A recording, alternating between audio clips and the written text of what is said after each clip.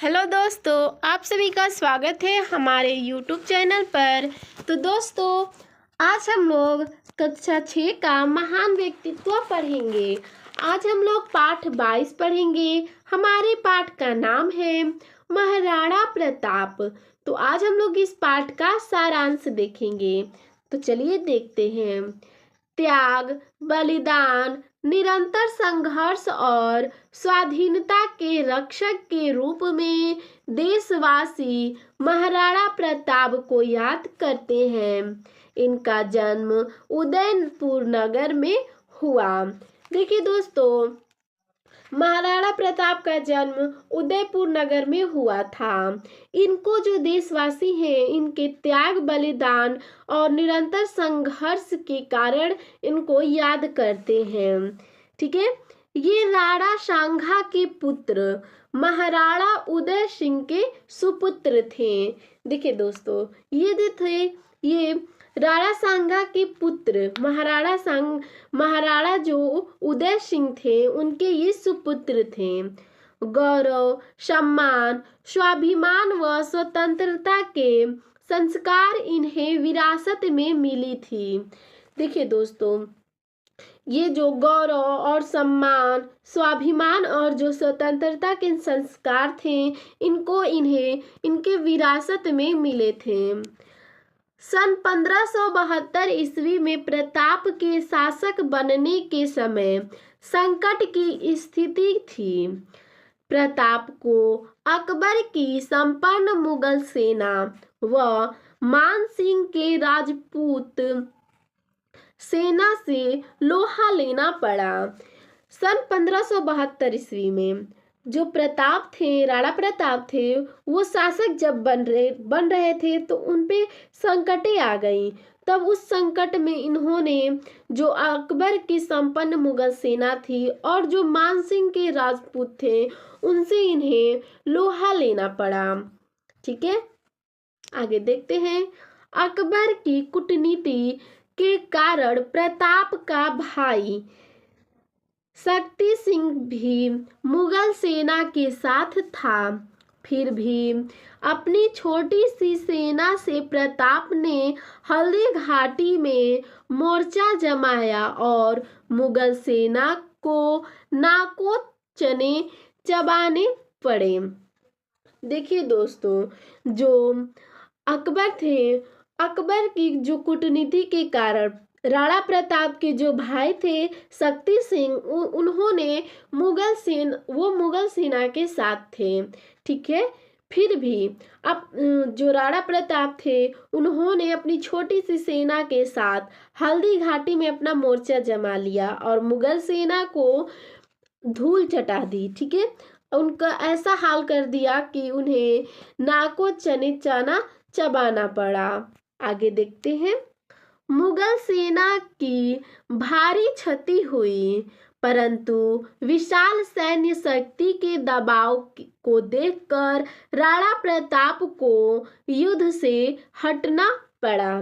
देखिए दोस्तों, इस युद्ध में जो मुगल सेना थी उसको भारी क्षति हुई, हानि हुई, परंतु इस विशाल सैन्य शक्ति के दबाव के कारण राणा प्रताप जो थे, वो युद्ध से उन्हें हटना पड़ा। इस घटना में सरदार झाला, राणा के घोड़े चेतक और अनुज शक्ति को प्रसिद्धि मिली। देखिए, जब ये सारी घटना हुई तो जो सरदार झाला थे और जो राणा प्रताप के घोड़े का क्या नाम था, तो चेतक था। ठीक है। और जो अनुज शक्ति जो थे, वो उन सभी को प्रसिद्धि मिली थी। ठीक है। झाला ने ताज पहनकर अपने आत्म बलिदान से प्रताप को बचाया। चेतक ने प्रताप को युद्ध भूमि से निकालकर प्राण त्यागे और अनुज शक्ति सिंह ने भी पश्चाताप करके क्षमा मांगी। देखिए दोस्तों, क्या होता है कि जो झाला जो थे उन्होंने ताज पहनकर अपने को आत्म बलिदान कर दिया, राणा प्रताप को बचाकर। ठीक है। और जो चेतक था वो युद्ध भूमि से राणा प्रताप को निकालता है और अपने प्राण त्याग देता है। और जो इनके जो भाई थे राणा प्रताप के शक्ति सिंह, इन्हें अपने गलती का पछतावा हुआ और इन्होंने राणा प्रताप से क्षमा मांगी। आगे देखते हैं। महाराणा प्रताप ने छापामार युद्ध नीति अपनाकर 20 वर्ष तक मुगलों से संघर्ष किया। इन्हें परिवार सहित जंगलों में भटककर घास की रोटी तक खानी पड़ी। देखिए दोस्तों, जो महाराणा प्रताप थे इन्होंने छापामार युद्ध नीति अपनाई और 20 वर्षों तक मुगलों से संघर्ष करते रहे। फिर इसके बाद ये अपने परिवार सहित जंगलों में ये भटकते रहे और जंगलों में इन्हें घास की जो थी रोटी खानी पड़ी थी। ठीक है। इन्होंने प्रतिज्ञा की कि जब तक चित्तौड़ पर अधिकार नहीं हो जाएगा तब तक मैं जमीन पर सोऊंगा और पत्तलों में भोजन करूंगा। इसका जनता पर व्यापक प्रभाव पड़ा। देखिए दोस्तों, इन्होंने एक प्रतिज्ञा की कि जब तक मैं चित्तौड़ पर अधिकार अपना नहीं कर लूंगा तब तक मैं जमीन पर सोऊंगा और पत्तलों में ही खाऊंगा। इनके इस प्रतिज्ञा के कारण जनता पर व्यापक प्रभाव पड़ा था। आगे देखते हैं। इनके मंत्री भामा शाह ने सारी संपत्ति राणा को सौंप दी। मेवाड़ की प्रभुसत्ता की रक्षा और स्वाधीनता के लिए राणा प्रताप जिए और मरे।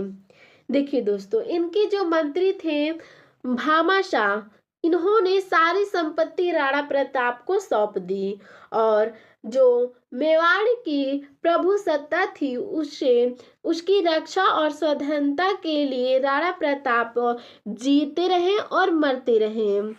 आगे देखते हैं। इनके अदम्य साहस और शौर्य की सराहना करते हुए कर्नल टाड ने लिखा है। देखिए दोस्तों, इनके ये अदम्य साहस और शौर्य की जो सराहना है करते हुए कर्नल टाड ने क्या लिखा है, आइए देखते हैं। अरावली की पर्वतमाला में एक भी घाटी ऐसी नहीं जो प्रताप के पुण्य से पवित्र न हुई हो, चाहे वहां उनका विजय हुई या अश्वसी पराजय। देखिए, उन्होंने यह लिखा कि अरावली के पर्वतमाला, ठीक है, पर्वतमाला में जो एक ऐसी कोई घाटी नहीं है जहां पे प्रताप पुण्य से पवित्र ना हो, चाहे वहां पे वो युद्ध में हारे हो या जीते हो। इन्होंने यह लिखा है। तो दोस्तों, इसमें इतना ही सारांश था। तो आपको हमारा यह वीडियो कैसा लगा हमें कमेंट में ज़रूर बताइएगा। धन्यवाद।